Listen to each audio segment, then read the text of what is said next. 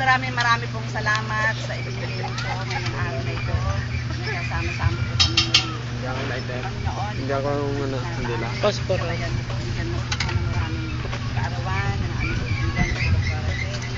At na may sa amin karamdaman.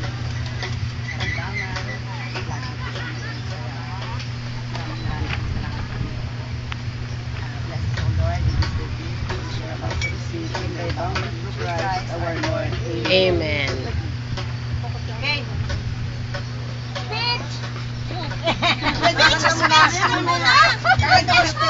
Speechless! Yun lang.